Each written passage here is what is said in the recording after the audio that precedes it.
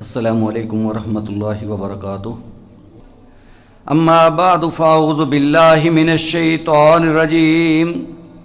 ان الذین یحبون ان تشیع الفاحشۃ فی الذین آمنوا لہم عذاب علیم فی الدنیا والآخرہ واللہ یعلم وانتم لا تعلمون. اللہ سبحانہ و تعالی نے ہمیں مسلمانوں کے گھروں کے اندر پیدا فرما کر کے احسان عظیم فرمایا، اور سب سے بڑی بات یہ ہے کہ اللہ ہمیں توفیق دے کہ ہم اسلام کے مطابق اپنے آپ کو چلا کے رکھیں، کیونکہ اسلام کی تعلیمات ہی ہمارے لیے فائدہ مند ہیں. اگر ہم غیر اسلامی تہذیب کا شکار ہو جائیں گے تو پھر ہمارا سارا سسٹم، سارا نظام درم برم ہو جائے گا. نہ ہم دنیا کے اندر عزت کی زندگی جی سکتے ہیں اور نہ ہماری آخرت ہی بہتر ہو سکتی ہے. آج یہ افسوسناک بات ہے، ہمارا یہ المیہ ہے کہ ہم مسلمان ہونے کے باوجود بسا اوقات غیروں کی نمائندگی اس انداز سے کر جاتے ہیں اور اپنے آپ کو ان کے رنگ میں اس طرح سے رنگ لیتے ہیں کہ یہ بات کہتے ہوئے ہمیں عجیب لگے گی کہ شاید یہ اسلام کے منافی بات تو نہیں ہے. کہیں ایسا تو نہیں ہو رہا کہ اللہ کے رسول کے فرمان کے مطابق کہ تم ان لوگوں کے قدم بقدم چلو اور پھر نتیجہ کیا نکلے کہ تم ان جیسے بن جاؤ، کیونکہ جو کوئی جس انداز سے چلے گا اسی کے ساتھ اس کا ساتھ ہوگا اور وہ اس کے ساتھ اٹھایا جائے گا. غرض یہ ہے کہ آج ہمارے مسلمانوں کے پاس اللہ کا دین اسلام موجود ہے اور اس کی تعلیمات اس قدر قیمتی اور اتنی وسیع ہیں. میرے خیال میں ہم دن رات 24 گھنٹے ممکن حد تک کوشش کرتے رہیں تو شاید پورے دین کو ہم اپنا نہ سکیں یا پورے طور پہ اس کے مطابق چل نہ سکیں. بہت ساری تعلیمات ہیں پورے 24 گھنٹے کے اندر، دن رات کے اندر اللہ سبحانہ و تعالیٰ کی طرف سے ہمارے اوپر نمازیں لاگو ہیں. اس کے علاوہ اور بہت سارے کرنے والے کام ہیں.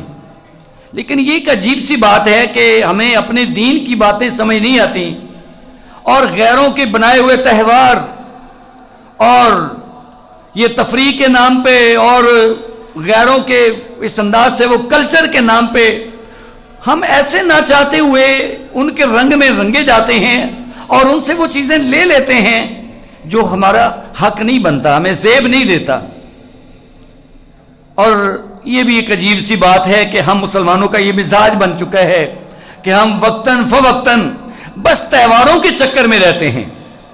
یہ پورا ملکی سسٹم بھی اس انداز کا ہے، ہمارے حالات بھی ایسے کی ہیں کہ ہمیں وہ فکر آج تک نہیں لاگو ہو سکی کہ ہم نے اپنی آخرت کو کیسے بنانا ہے، اپنے دین کو کیسے اپنے اوپر نافذ کرنا ہے اور اپنے آپ کو کیسے ہم نے آسان انداز سے لے کے چلنا ہے. اس طرف تو کبھی فکر ہونے والی نہیں. یہ چاہے کوئی پڑھا لکھا ہے، چاہے ان پڑھ ہے، چاہے کاروباری ہے، چاہے نمازی ہے، چاہے وہ جس انداز سے بھی اپنے آپ کو اسلام کا دعوے دار سمجھتا ہے، لیکن یہ کمی ہے ہمارے اندر کہ ہم پورے طور پہ فکر مند نہیں ہو پا رہے. اور بالخصوص ہماری جو نوجوان نسل ہے، بچہ پارٹی ہے، وہ تو پھر اپنی عمر کے حساب سے وہ وقت کے تقاضوں میں اس انداز سے کھو جاتے ہیں کہ ہمارے سمجھانے سے بھی ان کو سمجھ نہیں آتی. بجائے اس کے کہ ہم لوگ اپنی اصلاح بھی کریں، اپنی اولاد کی بھی کریں، اپنے معاشرے کی بھی کریں اور اپنے دوست احباب کو بھی یہ باتیں سمجھائیں، تو مختلف اوقات میں یہ چیزیں ہمارے سامنے آ رہی ہیں کہ کہیں تو ہم نے تہوار اپنے دین کے نام پہ چلا رکھے ہیں اور منانے کی کوشش کرتے ہیں، اور کہیں دنیاوی سسٹم وہ پھر کبھی ویلنٹائن ڈے کے نام سے آ رہا ہے، کبھی خواتین کا عالمی دن ہے جی، کبھی بچوں کا عالمی دن ہے جی، کبھی میراتھن ریس ہے جی، کبھی یہ جو ہے وہ بسنت کے نام پہ پتنگ بازی چل رہی.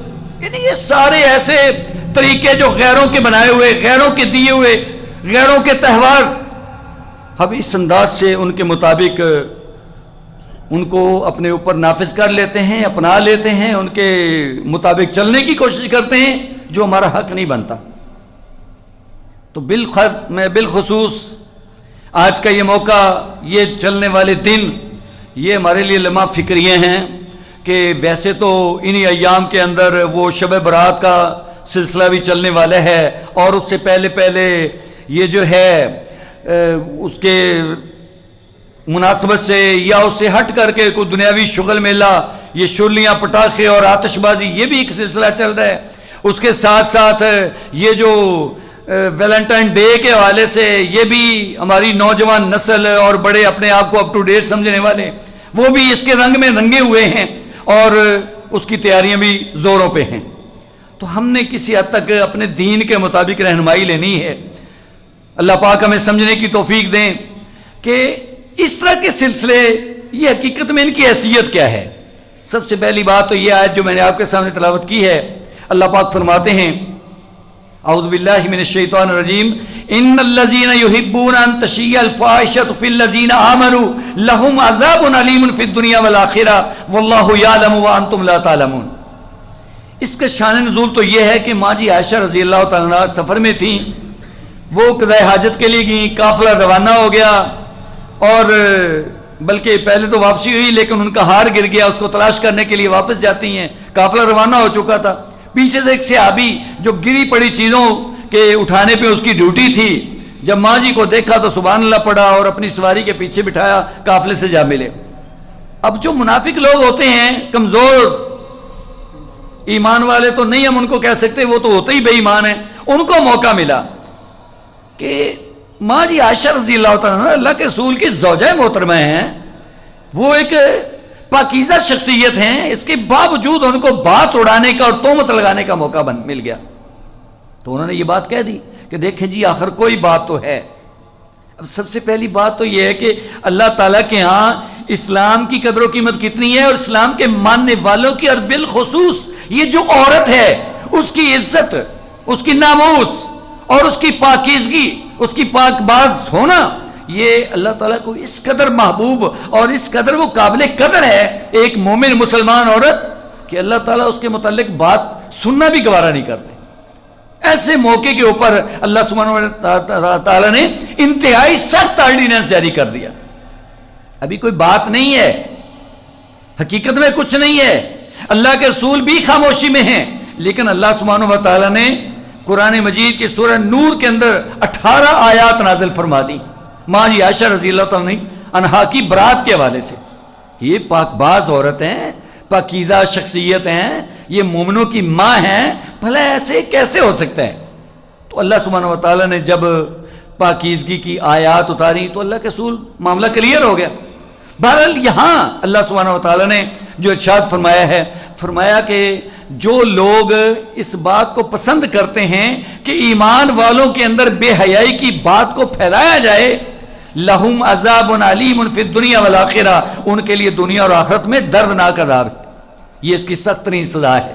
ابھی یہ انہوں نے افواہ اڑائی ہے، تو اللہ تعالیٰ کے ہاں مومن عورت کی کس قدر و قیمت ہے۔ فرمایا کہ جو لوگ اس طرح کی بات کر رہے ہیں ان کے لیے دنیا آخرت کے اندر دردناک عذاب ہے۔ واللہ یعلم وانتم لا تعلمون، اللہ جانتے ہیں تمہیں معلوم نہیں ہے، اللہ کو سب کچھ معلوم ہے۔ تو یہاں اللہ پاک نے جو اس طرح کی بات ہے اس کو فاحشہ کے نام سے ذکر کیا ہے۔ ویسے فاحشہ جو ہے یہ زنا کا لفظ، اس کے لیے بھی اللہ سبحانہ و تعالیٰ نے فاحشہ کا لفظ بولا ہے، جیسا کہ سورہ بنی اسرائیل کے اندر اللہ پاک فرماتے ہیں وَلَا تَقْرَبُوا الزِّنَا إِنَّهُ كَانَ فَاحِشَةً وَسَاءَ سَبِيلًا، کہ آپ نے زنا کے قریب بھی نہیں جانا۔ جیسے یہاں ہے کہ اس طرح کی بات کو اڑانا کسی مومن عورت کے بارے میں انتہائی خطرناک ہے۔ ایسے ہی فرمایا کہ زنا کرنا تو دور کی بات ہے، زنا کے جو لوازمات ہیں، اس کے جو ابتدائی مراحل ہوتے ہیں، ان کے قریب بھی نہیں جانا۔ کیوں کہ انسان جب غلط کاری کی طرف چلتا ہے، جو کہ مختلف اوقات کے اندر مختلف چیزیں اس کے سامنے آتی ہیں، کہ سب سے پہلے تو کسی عورت کو دیکھنا ہے، وہ بے پردہ ہے، پردہ نہیں کر رہی، اس کو دیکھا تو اس کی طرف مائل ہوا، اسی طریقے سے مرد عورت کا اختلاط ہے، وہ کٹھے رہتے ہیں، ڈیوٹیاں کٹھی ہو رہی ہیں، اسکولوں کے اندر، کالجوں کے اندر، یونیورسٹیوں کے اندر وہ کٹھے ہیں۔ لہٰذا یہ ابتدائی سٹیجیں اور اسی انداز سے کسی عورت کا بناؤ سنگار کر کے ننگے چہرے بے پردہ ہو کر کے گلیوں بازاروں میں نکلنا کہ دیکھنے والا انسان اس کی طرف مائل ہو، اللہ فرماتے ہیں یہ ساری چیزیں ممنوع ہیں، ان سے بچنا ہے۔ اسی لیے تو مومنوں کی جو بیویاں ہیں، ان کی مائیں ہیں، بہنیں ہیں، ان کو پردہ کرنے کا حکم دیا گیا کہ آپ با پردہ رہیں، اس سے بہت حد تک بچت ہوگی۔ اور یقیناً بات ایسی ہے کہ ایک ننگے چہرے ہے اور وہ آوارگی کی شکل میں ہے، پھر آپ رزلٹ دیکھتے ہیں کہ کیسے ہمارے معاشرے کے اندر حالات خراب ہوتے ہیں اور نتیجہ کہاں تک پہنچتا ہے، بدکاری تک پہنچتا ہے، پھر قتل تک پہنچتا ہے، کہاں معاملہ پہنچ جاتا ہے۔ تو اللہ سبحانہ و تعالیٰ نے اسی لیے اس انداز کے جو لوازمات ہیں ان سے بھی منع فرما دیا، چاہے جائے کہ انسان بدکاری کے اندر ملوث ہو جائے، کیونکہ یہ زنا تو ایسا جرم ہے کہ کوئی انسان کر لیتا ہے، اگر وہ شادی شدہ ہے، وہ مرد ہے یا عورت ہے، اللہ پاک اس کو جینے کا حق ہی نہیں دیتا دنیا کے اوپر۔ بس فرمایا کہ اب اس کا دنیا سے ختم کر دینا، اس کو، یہی عین اسلام ہے۔ اور اس کو مارنا بھی اس انداز سے ہے کہ کسی اور کو شاید اس انداز سے مارا جائے۔ کیسے مارنا ہے؟ اس کو رجم کرنا ہے، زمین کے اندر گاڑ دینا ہے اور پتھر مار مار کے اس کو ختم کرنا ہے، جب تک اس کی جان نہ نکل جائے اس وقت تک اس کے اوپر سنگ بازی ہوتی رہے گی، اس کو پتھر لگتے رہیں گے۔ لیکن اب ہم نے تو کبھی ایسا دیکھا نہیں ہے۔ یہاں تو اللہ معاف کرے کہ زنا ثابت بھی ہو جائے تو کون ہے جو اس حد کو لاگو کرے؟ یہ اسلامی معاشرہ ہے، یقیناً ہمارا ملک اسلامی ہے، اسلامی جمہوریہ پاکستان ہے، لیکن اسلام کی حدیں یا اسلام کے قوانین یہاں نافذ نہیں ہیں۔ اسی طریقے سے اگر غیر شادی شدہ بھی ہے تو اس کے لیے بھی سخت سزا ہے۔ تمہارے یہ والے معاملات جو ہیں اللہ پاک کو انتہائی ناپسند ہیں۔ تو چاہیے جائے کہ انسان ایسی باتوں کے اندر ملوث ہو جائے، ایسی چیزوں کے ساتھ وہ اپنے آپ کو چلائے یا آغاز کرے کہ جس کا نتیجہ یہ زناکاری ہو یا فحاشی اور یعنی بدکاری کی صورت میں ہو۔ اسی لیے اللہ پاک فرماتے ہیں کہ یقیناً یہ چیز ہمیں ناپسند ہے۔ اس طرح کی تو ہم اپنی مومن بندیوں کے بارے میں افواہ بھی نہیں سننا چاہتے، چاہے جائے کہ کوئی اس جرم کے اندر ملوث ہو جائے۔ لیکن اغیار جو ہیں یہ بات نوٹ کر لیں، چونکہ خود وہ جانوروں کی زندگی گزار رہے ہیں، وہ چاہتے ہیں کہ جس طرح کی بدکاری ہمارے اندر موجود ہے، ہمارے اندر نکاح کا تصور بھی نہیں ہے، ہم کھلے عام پھرتے ہیں، جس کے ساتھ ہمارا رابطہ ہو گیا، جس کسی کے ساتھ ہم آمادہ ہو گئے، بس ٹھیک ہے، بدکاری تو ہمارے لیے معمولی بات ہے۔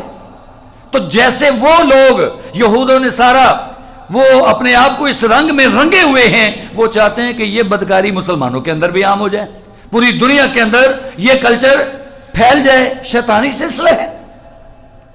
تو اب وہ چیزیں ہم بھی درجہ بدرجہ دیکھ لیں کہ کس انداز سے ہم ان کے اندر ملوث ہو رہے ہیں، یا شاید بہت سارے لوگ اس کا وہ جو ہے ایک اس کا شکار بھی ہو رہے ہیں۔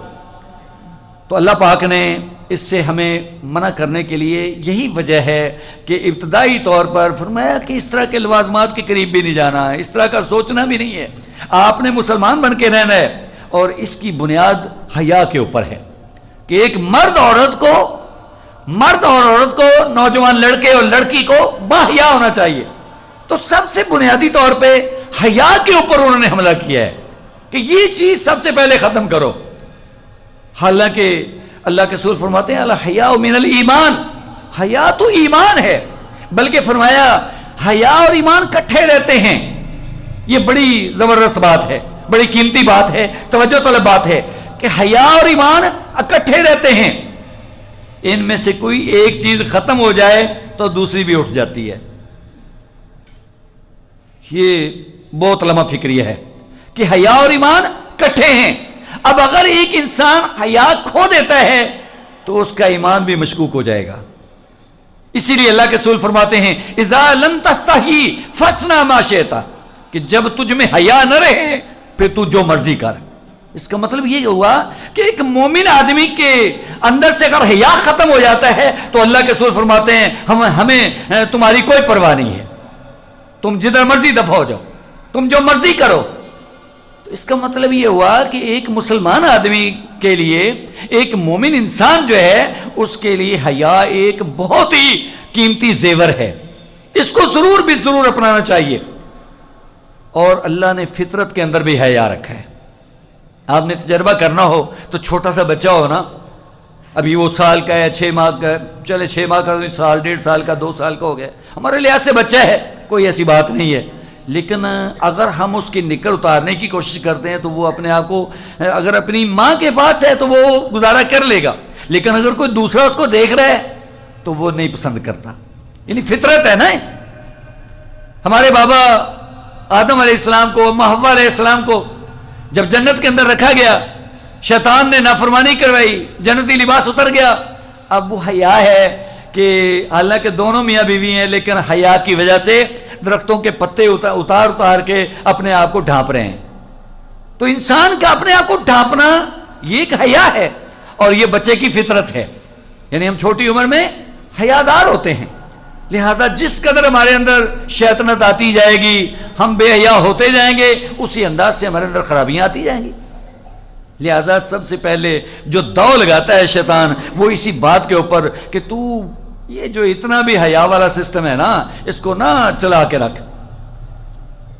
اب اسی کے نظر ہوا تو پھر انسان نے کیا کیا کہ اب نوجوان لڑکا ہے جی، لڑکی ہے جی، تو ٹھیک ہے جی، وہ ایک دوسرے کے ساتھ پہلی بات تو ملاقات ہو رہی ہے، بات چیت ہو رہی ہے فون پہ بالمشافہ، اور پھر آہستہ آہستہ تحفے تحائف کی بات ہے، اور خاص طور پہ یہ جو 14 فروری کا دن آ رہا ہے، اس سے پہلے ہماری تیاریاں، اور یہ پھول کا تحفہ پیش کرنا کس بنیاد کے اوپر؟ اگر انسان کا کسی کے ساتھ رشتہ بھی ہونا ہے تو اس سے پہلے بھی وہ اس طرح کی بات تو نہیں کر سکتا، جب تک وہ نکاح میں نہیں آ جاتی لڑکی تب تک وہ غیر محرم ہے۔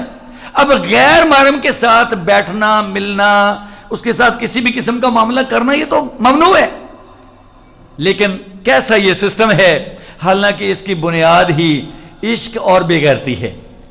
یہ یہودیوں کا سسٹم کہ وہ کلیسا کے اندر پادری رہتا تھا تو راہبہ بھی تھی کہ جن عورتوں کو یا جن مردوں کو بس وقف کر دیا جاتا ہے، وہ پادری جو ہے وہ اس کے ساتھ بے حیائی کا ارتکاب کر رہا ہے، بدکاری کر رہا ہے، اور اس کے نتیجے میں یہ سسٹم چل رہا ہے۔ آج مسلمانوں نے اس کو اپنانا شروع کر دیا ہے۔ وہ تو غیر ہیں، ان کا تو ایمان کے ساتھ تعلق کوئی نہیں ہے، وہ تو بے حیا ہو چکے ہیں، لیکن ہمارا زیور حیا ہے۔ ہمارا ایمان تبھی مکمل ہونے والا ہے جب ہمارے اندر حیا ہوگا، لیکن ہمیں کوئی پرواہ نہیں ہے۔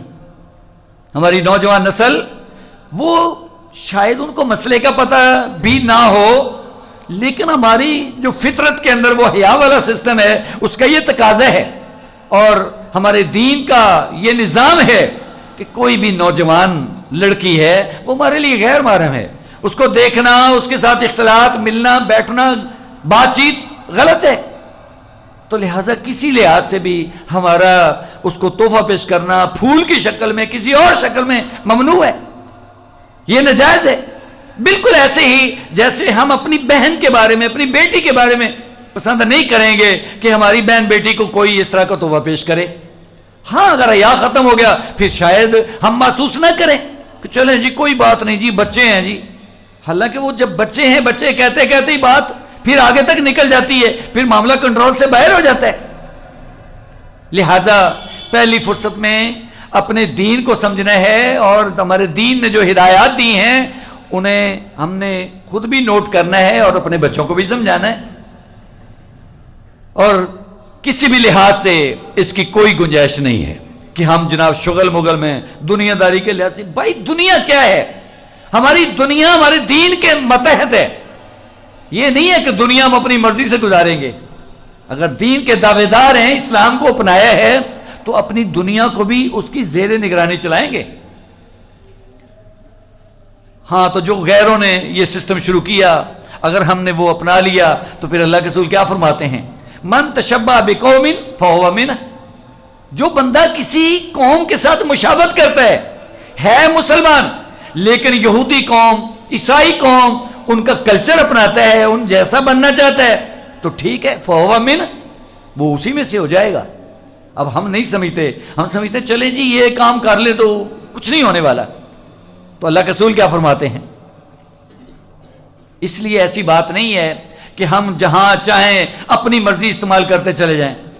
اور اسی طریقے سے اللہ کے رسول فرماتے ہیں المرء مع من احبہ، کہ انسان کا ساتھ اسی کے ساتھ ہوگا کہ جس سے وہ محبت کر رہا ہے، جس جیسا بننا چاہ رہا ہے ٹھیک ہے، پھر اس کا ساتھ اس کو مل جائے گا۔ تو آج ہم سمجھیں کہ یہود و نصارہ کے طریقوں کو اپنا کر کے پھر اپنا دین بھی قائم رکھیں گے، یہ بہت مشکل بات ہے۔ اسی طرح سے اللہ کے رسول فرماتے ہیں کہ ایک وقت آئے گا کہ آپ لوگ قدم بقدم ان کے ساتھ چلنے کی کوشش کرو گے، بالکل برابر میں مقابلہ کرو گے۔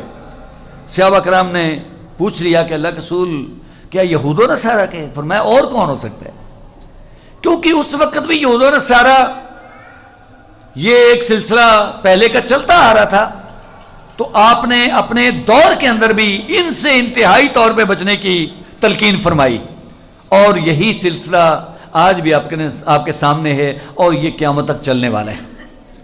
اور یہی ہمارے لیے خطرناک ہے کہ باقی تو جو کوئی ہوگا شاید ہم ان سے نفرت کریں، لیکن دیکھ لو کس انداز سے وہ لوگ ہمارے اندر اس طرح کی چیزیں داخل کرنے کی کوشش کرتے ہیں کہ سب سے بڑی بات یہ ہے کہ آج کے دور میں یہ جو موبائل ہے نا، اس کو ہی دیکھ لیں کہ ہمارے لیے آزمائش بن چکے ہیں۔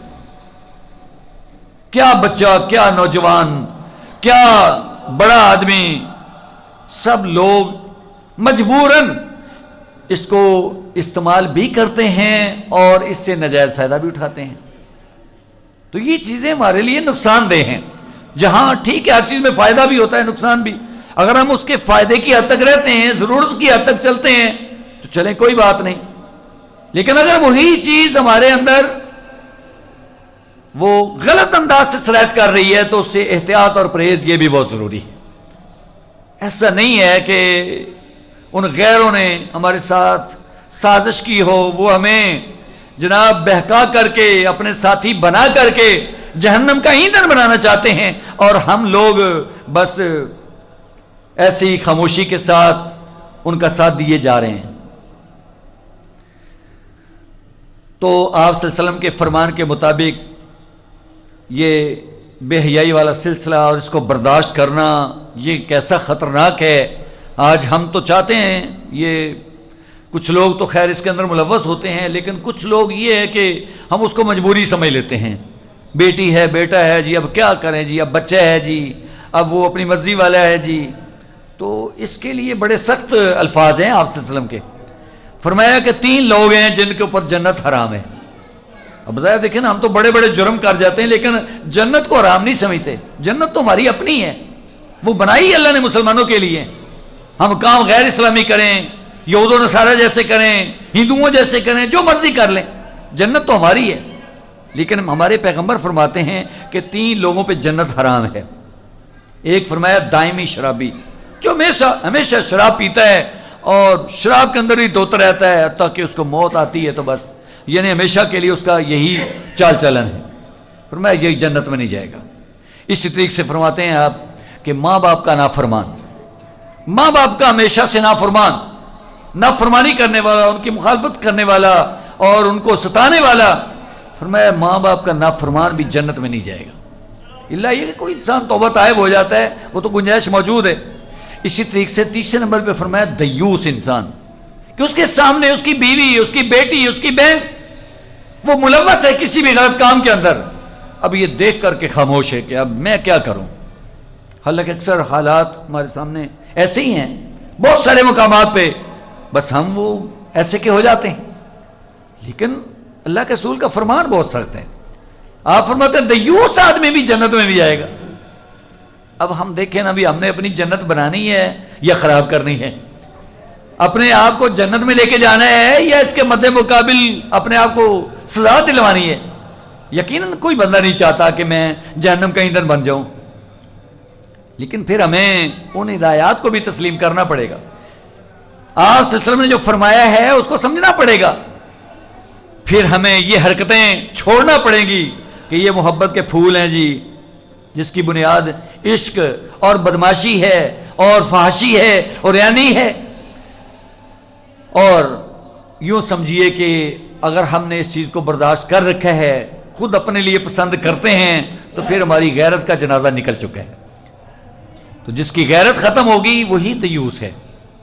یعنی غیرت کا نام ہی ایمان ہے. میں نے عرض کیا کہ حیا اور ایمان یہ اکٹھے ہیں. لہذا آج جس انداز سے مسلمانوں کے اوپر حملے جاری ہیں، وہ ہمارے سامنے ہے صورتحال کہ یہ میڈیا، ذرائع ابلاغ، وہ تو حالانکہ اسلامی ماحول کلچر کے مطابق ایک اسلامی ملک ہے، وہاں یہ چیزیں ہونی نہیں چاہیے. یہ ذرائع ابلاغ ویسے دیکھیں نا، کسی کی ذات پہ کوئی اعتراض کرتا ہے، اٹیک کرتا ہے، تو فوری اس کے اوپر آرڈیننس ہے وہ لاگو ہوتا ہے، جی اس کی پکڑ دکڑ بھی شروع ہے. لیکن اسلام کی تعلیمات کا مذاق اڑایا جائے، دین کو سرے سے اڑا کے رکھ دیا جائے، کوئی پرواہ نہیں ہے، کوئی آرڈیننس نہیں. بلکہ یوں سمجھ لیجئے کہ اس کے اوپر تو باقاعدہ وہ میڈیا اس انداز سے زور شور سے عمل درآمد کر رہا ہوتا ہے کہ جو لوگ نہیں بھی چاہ رہے ہوتے بعد وہ بھی ملوث ہو جاتے ہیں. تو کیوں نہ ہو کہ یہ لوازمات ہیں. جیسے اللہ تعالیٰ فرماتے ہیں وَلَا تَقْرَبُوا الزِّنَا، زنا کے قریب بھی نہیں جانا. ایک ہے زنا کرنا، ایک ہے اس کے قریب جانا. تو یہ زنا کے وہ جو قریب جانے والی چیزیں ہیں نا، یہ ساری وہ ہیں جو میڈیا کے اوپر چلتی ہیں، لیکن کھلے عام اجازت ہے. یعنی گویا اللہ سبحانہ و تعالیٰ کے حکم کی واضح نافرمانی. اللہ فرماتے ہیں یہ کام نہیں کرنا، ہم نے کہا نہیں، ہم نے تو یہ کرنا ہے. تو آج دیکھ لیں یہ اغیار کی نمائندگی کس انداز سے ہو رہی ہے. ہمارا میڈیا کیا کر رہا ہے کہ بازار کی زینت بھی ہے اور میڈیا کی زینت بھی ہے، اور جو کوئی بھی سلسلہ آتا کہ کوئی مشہوری تک بھی آتی ہے تو ننگے چہرے بلکہ ننگے سر عورت کی نمائش ہوتی ہے. یہ میڈیا وار ہے، یہ بے حیائی کے یہ وہ آثار ہیں جو ہمارے سامنے پیش کیے جاتے ہیں. اور مختلف مواقع کے اوپر مزید اس کے علاوہ یہ ڈرامے ہیں اور مختلف قسم کے پروگرام ہیں، ٹی وی کے اوپر بیٹھ کر کے جو سلسلہ ہمارے سامنے رکھا جاتا ہے کہ معاشرے کے اندر دیکھ لیں بھی کیا کچھ ہو رہا ہے. اس انداز سے جب تک ہم ان باتوں کو نہیں سمجھیں گے اور بدی کی آرائش کرتے رہیں گے اور نیکی کے خلاف جو سازش ہو رہی ہے اس کو نوٹ نہیں کریں گے تو پھر نتیجہ اسی انداز سے نکلے گا. اس لیے ضرورت اس بات کی ہے کہ ہم لوگ اپنے دین کو سمجھیں. بنیاد تو ہمارا دین ہے، دین اسلام جو سلامتی والا دین ہے، ہمیں بچانے والا دین ہے اور ہمارے دفاع کا دین ہے. اس دین کو اپنائیں گے اور اس کی تعلیمات کو لیں گے اور لیں بھی اس انداز سے کہ واقعی اس کے مطابق عمل کر کے دکھائیں، تو پھر انشاءاللہ اس کے اندر بہتری آئے گی. پھر ہمارے یہ جو سلسلے معاشرہ برباد ہو رہا ہے، اخلاقیات تباہ ہو رہے ہیں، حیا کا یوں سمجھیے جنازہ نکل چکا ہے، اور پھر دیکھتے ہیں معاشرہ اسلامی ہے، گھر ہمارے اسلامی ہیں، ہم مسلمان ہیں، لیکن کام سارے وہ غیروں والے وہ کر رہے ہیں. تو اس انداز سے نتیجہ ہمارے حق میں بہتر آنے والا نہیں ہے. ہم سمجھے کہ نہیں کوئی بات نہیں، جیسے بہت زیادہ ہماری عادت ہے کہ ہم غلط چیز کو دیکھ کر کے، برائی کو دیکھ کر کے بھی کہتے ہیں چلیں یار کوئی بات نہیں، گزارا کریں.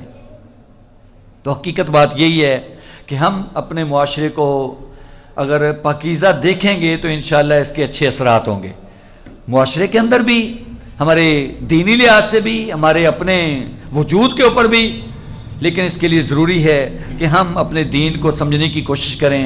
اللہ سبحانہ و تعالی ہمیں حیادار بنائیں. ہمیں یوں سمجھیے کہ ہماری بیگمات کو، ہماری بیٹیوں کو، ہماری بہنوں کو، ایک تو یہ ہے کہ پردہ بہت ضروری ہے. پردے کے اندر ایک بندہ ہوگا تو انشاءاللہ کافی حد تک محفوظ رہے گا. اور پھر ہم نے اختلاط سے بچنا ہے. کسی بھی مرد کا عورت کے ساتھ اختلاط، یہ وہ ایسی چیزیں ہیں کہ آہستہ آہستہ اس کے اندر وہ خرابی پیدا ہوتی ہے اور انسان گناہ کی حد تک پہنچ جاتا ہے. لہذا سب سے پہلے اس چیز کو روکنا کہ ہماری مائیں بہنیں بیٹیاں باپردہ رہیں، اپنے آپ کو گھروں میں محفوظ رکھیں، بازار کی زینت نہ بنیں اور نہ کسی غیر کے ساتھ رابطہ. حتیٰ کہ یہ تعلیمی جو ہمارے سسٹم ہیں اس کے اندر بسا اوقات مجبوراً ہماری بہنیں بیٹیاں وہ ملوث ہو جاتی ہیں، تو وہاں تو بہت حد تک اس سے احتیاط کی ضرورت ہے۔ اللہ پاک ہمیں اپنے دین کو سمجھنے اور اس کے مطابق عمل کرنے کی توفیق نصیب فرمائیں۔ وآخر دعوانا الحمدللہ رب العالمین۔